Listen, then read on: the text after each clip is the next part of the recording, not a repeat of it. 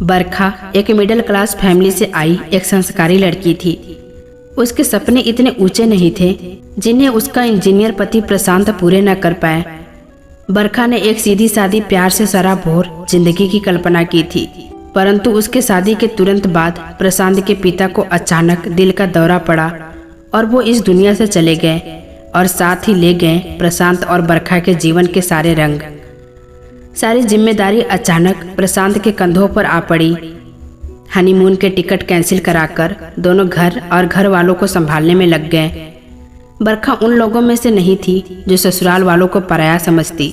उसने अपने सपनों को उठाकर मन की अलमारी में ऐसे रख दिया जैसे शादी का लहंगा और जेवर उठाकर रख दिए हों।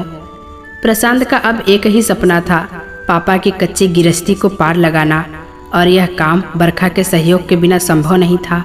मम्मी पर जो दुख का पहाड़ टूटा था उसे तो कोई रोक नहीं सका था, किंतु प्रशांत और बरखा ने जिस तरह से सारे घर की जिम्मेदारी उठा ली थी उससे मम्मी को संभलने में बहुत मदद मिली थी। 1 साल बीतने पर प्रशांत ने अपनी बहन साधना की शादी कर दी थी। पापा के फंड की सारी रकम इस शादी में खर्च हो गई थी। अब उससे 4 साल छोटी बहन अर्चना की शादी के लिए पैसे जोड़ने थे। फिर छोटे भाई समीर और अर्चना के कॉलेज की पढ़ाई का भी खर्च था। प्रशांत पाई जोड़ कर रखता, बरखा भी उसका साथ देती, लेकिन जल्दी जल्दी 2 बच्चे हो जाने से बरखा की भी आवश्यकताएं बढ़ रही थी। जब भी वो किसी खर्चे की बात करती प्रशांत और उसका झगड़ा हो जाता। उसकी छोटी छोटी जरूरतें भी प्रशांत को जरूरी नहीं लगती। वो उसे खिपायत का भाषण देकर या डांट डपेट कर चुप करा देता। समय बीतता गया। छोटी बहन अर्चना की भी शादी हो गई। भाई समीर का जॉब लग जाने पर उसकी भी शादी हो गई। उसकी पत्नी तुलिका ज्वाइंट फैमिली में नहीं रहना चाहती थी। जल्द ही समीर और तुलिका ने अपनी अलग गृहस्थी बसा ली। मम्मी की उम्र का तकाजा था। वो बीमार होती तो प्रशांत और बरखा ही उनके अपने थे। वही उनकी सेवा करते, उनके इलाज में एक अच्छी खासी रकम खर्च हो जाती। पर जन्म देने वाली और पाल पोस कर बड़ा करने वाली माँ के आगे वो पैसों का मुंह थोड़ी ही देखते। इधर उनके बच्चे आस्था और विश्वास बड़े हो रहे थे। उनके भविष्य की चिंता करने कौन आगे आता, वह तो इन दोनों की ही जिम्मेदारी थी। साधना और अर्चना दोनों के घर में हर सुख दुख में भी खर्च की जरूरत होती। प्रशांत वहाँ भी हाजिर रहता। समीर से कौन कहे, वो छोटा था और अभी उसकी गृहस्थी कच्ची थी। प्रशांत और मम्मी दोनों का यही कहना था। शादी के तुरंत बाद प्रशांत ने बरखा से कहा था, हनीमून पर नहीं जा पाए तो क्या हुआ, घर का माहौल थोड़ा ठीक हो जाए तो हम घूमने चलेंगे। पर वो समय फिर आया ही नहीं। समय बदलता गया, जिम्मेदारी के नाम बदलते रहे। एक दिन मम्मी भी भगवान के पास चली गई। घर में बड़ा सूनापन आ गया। कुछ समय बाद आस्था को कॉल सेंटर पर अच्छा जॉब मिल गया और मनपसंद जीवन साथी भी। बेटी की पसंद को उन्होंने आसानी से स्वीकार कर लिया और उन दोनों की शादी करके अपनी आधी जिम्मेदारी से मुक्त हो गए। विश्वास चार्टर्ड अकाउंटेंट बन गया था। अब उसकी प्रैक्टिस भी अच्छी निकली थी। वो सिंपल हाउसवाइफ ही चाहता था। प्रशांत के एक दोस्त के माध्यम से तान्या का रिश्ता आया। तान्या उन्हें पसंद आ गई। कुछ ही समय बाद तान्या उनके घर की बहू बनकर आ गई। आज विश्वास और तान्या हनीमून पर जा रहे थे। जाने से पहले पैर छूने आए तो प्रशांत ने आशीर्वाद देते हुए कहा, जाओ खूब घूमो फिरो, यही तो उम्र है घूमने की। सीधे साधे ढंग से कही बात न जाने क्यों बरखा के दिल को लग गई। आंखों में आंसू आ गए। जल्दी से दोनों को आशीर्वाद देकर पीछे मुड़ गई। कहीं तान्या ने आंसू देख लिए तो पता नहीं क्या मतलब समझेगी।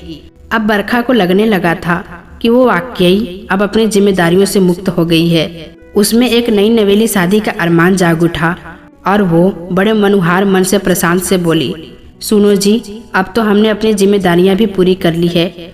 चलो अब देश दर्शन के लिए चलते हैं। मेरी दक्षिण भारत जाने की बड़ी तमन्ना है। चलो अब घूम आए। प्रशांत ने उसकी तरफ देखा और हंसकर बोला, बाल सफेद हो रहे हैं तुम्हारे, पैरों में भी दर्द बना रहता है। अब क्या घूमने की उम्र रह गई है तुम्हारी? यह सुनकर बरखा सुन्न सी रह गई। ऐसा लगा जैसे अचानक ओले पड़ गए हो। अंदर जाकर शीशे के आगे खड़ी हो गई। 2 बूंद आंसू गालों पर लुढ़क आए। उसे लगा कि तान्या आ रही है तो झटपट आंसू पोंछ लिए। जिम्मेदारी मानो तो है और मानने वाले के लिए जिम्मेदारियां एक चक्रव्यूह की तरह होती है। एक पूरी की तो दूसरी आ गई। यही हाल बरखा का था। बड़ी जल्दी ही पता चला कि तान्या इस घर में एक नन्हा मेहमान लाने वाली है। घर खुशी से भर उठा, लेकिन तान्या की तबीयत बहुत खराब रहने लगी। उससे खाना नहीं खाया जाता और वो बहुत कमजोर भी महसूस कर रही थी। ऐसे में कोई तेज तरार सास होती तो बहू को 4 बातें सुनाती, यह कह कर कि तुम कोई अनोखा काम नहीं कर रही हो, बच्चे तो हमने भी पैदा किए हैं, पर मजाल क्या है कि कोई काम छोड़ा हो। पर बरखा ने सोचा कि वो सास बनकर नहीं रहेगी, बल्कि वो सासू माँ बनकर रहेगी। वो तान्या का पूरा ख्याल रखती और उसके लिए वही खाने को बनाती जो खाने को मन करता। रोज उसे निशास्ता देती, दही, दूध, पनीर को अलग अलग तरह से बनाकर उसे खिलाती, जिससे उसका मन न उबे और पौष्टिक तत्व उसको मिलते रहे। तान्या भी अब बेफिक्री से अपना इच्छा उसको बता देती। उसने तान्या को वो प्यार दिया जिसकी उसने कभी अपने सास से अपेक्षा की थी। कभी कभी वो सोचती कि अगर आज मेरी सास जीवित होती तो देखती कि बहू को बेटी समान कैसे रखा जाता है। बहुत पहले एक बार उसने अपने मौसिया सास को कहते सुना था, बहू पर लगाम कसकर रखना, जीजाजी नहीं रहे तो कहीं ऐसा ना हो कि बहू मालकिन बनकर तुम पर हुक्म चलाने लगे। बस उसकी सास ने उनकी इस बात को कसकर गांठ बांध लिया। सब कुछ करके भी बरखा को इस घर में कभी भी वो प्यार और सम्मान नहीं मिला जिसकी वो भूखी थी। उसकी भी कुछ तमन्नाएं होगी, कुछ सपने होंगे, इसके बारे में सोचने की किसी ने जरूरत ही नहीं समझी थी। 3 महीने होते ही बरखा की तबीयत बहुत संभल गई थी। अब वो पहले की तरह कमजोर और थकान महसूस नहीं करती थी। अब वो बरखा के साथ खूब अच्छे से घर की जिम्मेदारियां भी बांटने लगी थी। उसके चेहरे पर भी अब निखार आने लगा था। आज दिसंबर की 1 तारीख थी। बरखा और प्रशांत की शादी को आज 30 साल हो गए थे। सुबह सुबह वे दोनों बैठे हुए चाय पी रहे थे। विश्वास और तान्या आए। दोनों ने पैर छूकर एक लिफाफा दिया जिस पर खूबसूरत शब्दों में लिखा था, विवाह की 30वीं सालगिरह पर शुभकामनाओं सहित आपके बच्चे विश्वास और तान्या। जब लिफाफा खोला तो उसमें दक्षिण भारत घूमने के लिए 2 टिकट थे। 3 हफ्ते के ट्रिप के लिए होटल की बुकिंग आदि सारे इंतजाम एक ट्रैवलिंग एजेंसी के माध्यम से कर दिए थे। प्रशांत और बरखा हतप्रभ थे। उन्होंने कुछ कहना चाहा तो विश्वास बोला, अब बस कुछ नहीं कहना है आपको, बहुत जिम्मेदारियां निभा ली आप दोनों ने, अब कुछ समय अपने आप को भी दीजिए, वो सब करिए जो आपको अच्छा लगे। बरखा ने फिर कहने के लिए मुंह खोला, तान्या की तबीयत, माँ मैं ठीक हूँ, अब आपने मेरा इतना ख्याल रखा, अब बेटी बनकर मुझे भी तो आपकी खुशी का ख्याल रखना है।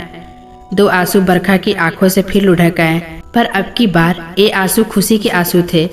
वो सोच रही थी कि कौन कहता है कि प्यार के बदले प्यार नहीं मिलता। मैंने एक बेटी को विदा किया तो बहू के रूप में दूसरी को पा लिया। सचमुच अगर तराजू के दोनों पलड़ों पर प्यार हो तो जिंदगी की तुला संतुलन बना रहता है और तब जिंदगी कितनी खूबसूरत और आसान हो जाती है। तो दोस्तों, कैसी लगी ये छोटी सी कहानी कमेंट बॉक्स में ज़रूर बताइएगा। फिर मिलेंगे दोस्तों अगली वीडियो के साथ। तब तक के लिए अपना ख्याल रखना।